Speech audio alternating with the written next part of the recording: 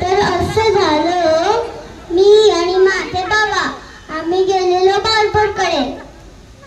Clip लावून माझी hair cutting केली आणि मस्त झालेले.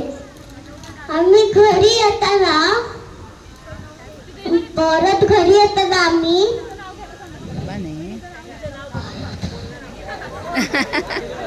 बाबाने एक गोष्ट सांगितली, तीच मी आज तुम्हाला सांगणार आहे. अशाच बाबासाहेब म्हणजेच बाळबिबा आणि त्यांची दीदी गेलेले बार्बरकडे. ते बोलले की मी नाही तुला हात लावणार, मी नाही तुझी केस कापणार.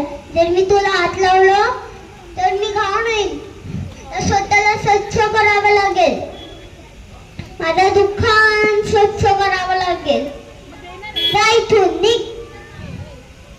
मग ते दुसऱ्या बार्बरकडे गेले. दुसरा बार्बर पण तेच, मी नाही तुला हात लावणार, मी नाही तुझी केस कापणार. जर मी तुला हात लावलं तर मी घाण होईल, माझं दुकान घाण होईल, मला स्वच्छ करावं लागेल दुकान, मला स्वतःला स्वच्छ करावं लागेल. ते तिसऱ्या बार्बरकडे गेले. तिसरा बार्बर पण तेच, मी नाही तुला हात लावणार, मी नाही तुझी केस कापणार. जर मी तुला हात लावलं तर मी घाण होऊन जाईल, माझं दुकान घाण होऊन जाईल, जा इथून. ते काही नाही, जा इथून निघ. ते गेले. बाबासाहेबांची दीदी हात पकडून गेले घरी. डोळ्यात पाणी ठेवून स्वतःच केस कापायला लागली. बाळबिबाचे स्वतःच केस कापायला लागली. तर बाबासाहेबांनी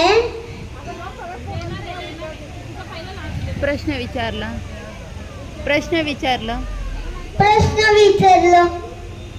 न राहता बाबासाहेबांनी प्रश्न विचारले.